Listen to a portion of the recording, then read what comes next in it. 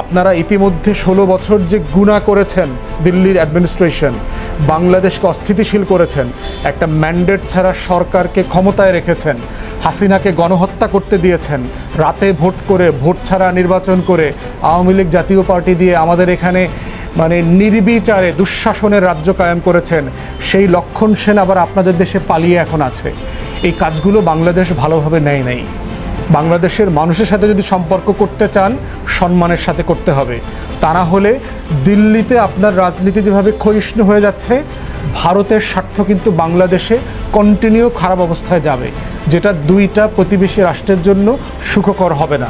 গত ৭৭ বছরে আপনাদের প্রতিবেশী রাষ্ট্রগুলোর সাথে যে এত বাজে সম্পর্ক হয়েছে, এই ফরেন পলিসি ডিজাস্টার নিয়ে আপনাদের রিভিউ করা দরকার, অ্যাকনলেজ করা দরকার যে আপনারা বারবার ভুল সিদ্ধান্ত নিচ্ছেন। প্রত্যেকটা প্রতিবেশীর সাথে আপনার সম্পর্ক খারাপ। প্রত্যেকটা প্রতিবেশী তো খারাপ হতে পারে না। একটা দালানের যদি আপনার সাথে প্রত্যেকটা প্রতিবেশীর সাথে সম্পর্ক খারাপ থাকে, ফ্ল্যাটের প্রত্যেকটা লোক আপনাকে ঘৃণা করে, এর মানে তো এটা না যে বিল্ডিংয়ের সবগুলো মানুষ খারাপ, শুধু আপনি ভালো। এটা তো হইতে পারে না।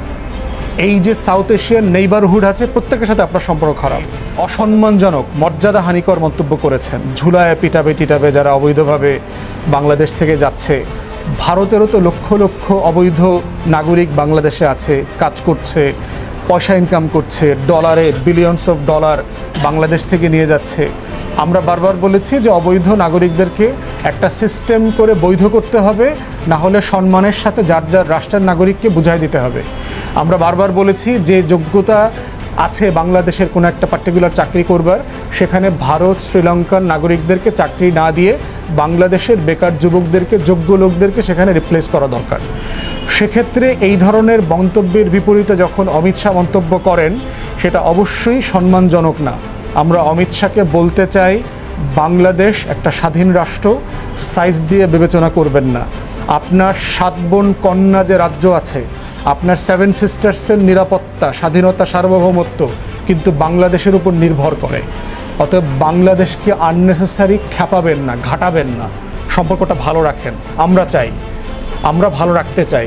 এর আগে আপনি আমাদের দেশের মানুষকে টার্মাইট বলেছেন, ছারপোকা, তেলাপোকা বলেছেন, বিশ্রী রকমের মন্তব্য করেছেন, ইনফিল্ট্রেটর বলেছেন, যখন তখন নাকি আমার দেশের নাগরিকরা ওই দেশে ঢুকে পড়ে।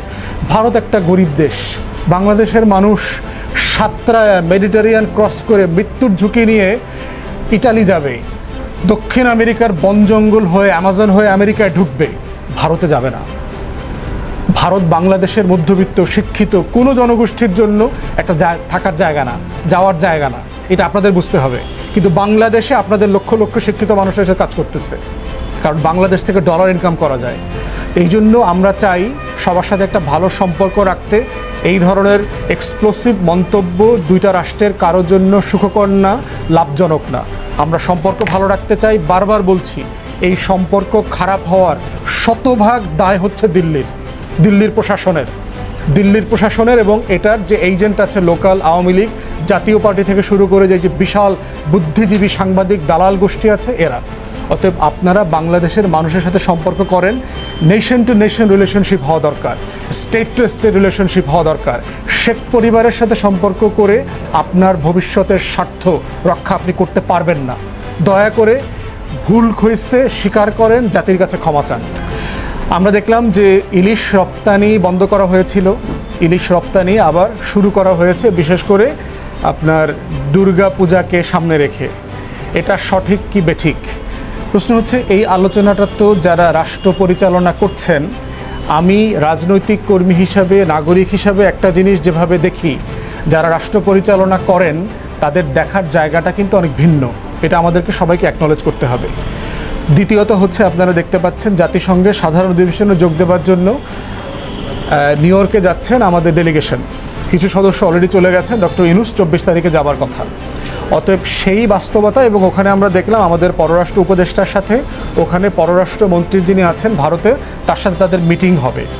এখন এই সিদ্ধান্তটা কেন নেওয়া হয়েছে, এইটা সঠিক বেঠিকের থেকে আমি বোঝার চেষ্টা করছি ওনারা এটা কেন ওভারটার্ন করলেন। এটা একটা কারণ হতে পারে, যেহেতু ভারতের পররাষ্ট্রমন্ত্রীর সাথে সেখানে দেখা হবে, তারা সম্পর্কটাকে যে টেন্স অবস্থায় আছে, মুখোমুখি অবস্থায় আছে, ঢাকা দিল্লি সম্পর্কটাকে, এই সম্পর্কটাকে ওনারা একটু হালকা করতে চাচ্ছেন, যেন দ্বিপাক্ষিক এবং প্রতিবেশী সুলুক সম্পর্কটা যেন একটু এগিয়ে যায়, এটা আমি মনে করছি, ধারণা করছি। বাট এটার উত্তরটা ওনারা ভালো দিতে পারবেন যে কোন পলিসির উপরে ভিত্তি করে তারা পূর্বে সিদ্ধান্ত নিয়েছিলেন এবং এটা পরে পরিবর্তন করলেন। কারণ রাষ্ট্র ব্যক্তিগত পছন্দ অপছন্দের জায়গা না যে আমি কাকে চা খাওয়াবো এবং কাকে রাতের খাবারের দাওয়াত দিব না। রাষ্ট্রের সম্পর্কটা রাষ্ট্রীয় ভিত্তি থাকতে হবে। তাহলে যদি এটা সঠিক হয়ে থাকে পরেরটা, তাহলে প্রথমটা কেন নিলেন?